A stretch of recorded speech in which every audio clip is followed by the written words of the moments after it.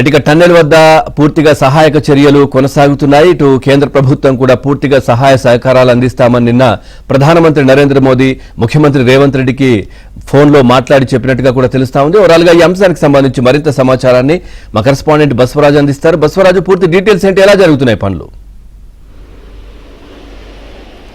పవన్, రాత్రి ఎన్డీఆర్ఎఫ్ బృందాలు అదేవిధంగా ఢిల్లీ నుంచి వచ్చిన ప్రత్యేక బృందాలు కూడా ఇవాళ సహాయక చర్యల కోసం రాత్రి ప్రయత్నించాయి. అయితే రాత్రి అర్ధరాత్రి దాటాక వీళ్ళు సహాయక చర్యలు చేపట్టారు. అయితే 12 కిలోమీటర్ల లోపల వరకు వెళ్లే పరిస్థితి అక్కడ కనిపించింది. అయితే 12 కిలోమీటర్ల తర్వాత పూర్తిగా మట్టి అదేవిధంగా నీరు కూడా చేరుకోవడంతో బురదమయంగా మారింది. టనల్ పూర్తిగా బురదమయంగా మోకాళ్ళ వరకు బురద రావడంతో వాళ్ళు వెనక్కి తిరిగి రావాల్సి వచ్చిన పరిస్థితి. అయితే ఈ ఉదయం మరోసారి కూడా ప్రయత్నిస్తున్నారు. ఖచ్చితంగా ఇక్కడ ఏదైతే ఎన్డీఆర్ఎఫ్ బృందాలు వచ్చాయో, 2 బృందాలు వచ్చాయి, విజయవాడ నుంచి హైదరాబాద్ మీదుగా ఇక్కడికి చేరుకున్నాయి. అయితే ఉదయం నుంచి మరోసారి ఇక్కడ లోపలికి వెళ్లేందుకు ఎన్డీఆర్ఎఫ్ బృందాలు ప్రయత్నిస్తున్నాయి. అయితే ఇండియన్ ఆర్మీ కూడా ఇక్కడికి వచ్చే అవకాశం ఉంది. ఇది ఇప్పటికే సింగరేణి నుంచి కూడా ప్రత్యేక బృందాలు, అంటే ఎక్కడైతే టనల్ లోపల అంటే ప్రత్యేకించి శిక్షణ పొందిన నైపుణ్యం కలిగిన వారు ఉన్నారో వాళ్ళని కూడా ఇక్కడికి రప్పిస్తున్నారు. అయితే మొత్తానికి టనల్ లోపల బురదను అయితే తీసేందుకు పూర్తిగా ప్రయత్నం చేస్తున్నారు. అయితే నిన్న ఎక్స్కవేటర్స్ అదేవిధంగా ఎన్డీఆర్ఎఫ్ బృందాలు 2 కూడా ప్రత్యేక సమావేశమై ఎలా అంటే ఎగ్జిక్యూట్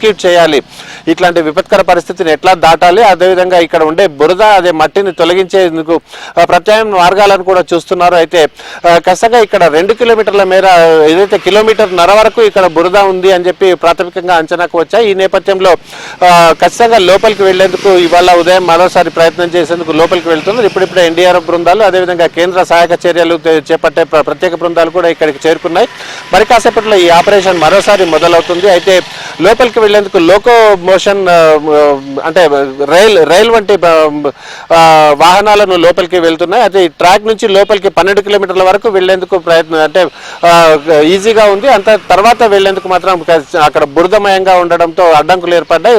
వెనక్కి తిరిగి వచ్చారు. ఈసారి మరోసారి ప్రయత్నం చేస్తున్నారు. అయితే ఈ ఉదయం నుంచి మనం ఇక్కడ తీసుకున్నట్లయితే మరోసారి ఇక్కడికి ఉత్తమ్ కుమార్ రెడ్డి కాసేపట్లో ఇక్కడికి వచ్చి ఇక్కడ ప్రత్యక్షంగా ఇక్కడ నుంచి సమీక్ష చేపట్టే అవకాశం ఉంది. ఖచ్చితంగా ఇప్పటికే అన్ని నాగర్ కర్నూలు జిల్లా కావచ్చు, నల్గొండ జిల్లా కావచ్చు, అధికారులందరూ కూడా ఇక్కడనే ఉన్నారు. ఎలాంటి సహాయక చర్యలు అంటే బయటికి ఒకవేళ ప్రాణాలతో ఒకవేళ అక్కడ ఉండే కార్మికులు ప్రాణాలతో బయటపడితే ఇమ్మీడియట్ గా వాళ్లకు మెడికల్ ఎయిడ్ అందించేందుకు అన్ని విధాలుగా ఇక్కడ సహాయక చర్యలు చేపట్టడం జరిగింది. పెద్ద ఎత్తున 108 వాహనాలను ఇక్కడికి రప్పించారు. అదేవిధంగా వైద్య బృందాలు కూడా పెద్ద ఎత్తున ఇక్కడికి వచ్చి వైద్య శిబిరాలను కూడా ఏర్పాటు చేసేందుకు పూర్తిగా అంటే వైద్య సదుపాయాలతో పూర్తిగా రెడీగా ఉన్న పరిస్థితి మనకి ఇక్కడ కనిపిస్తుంది.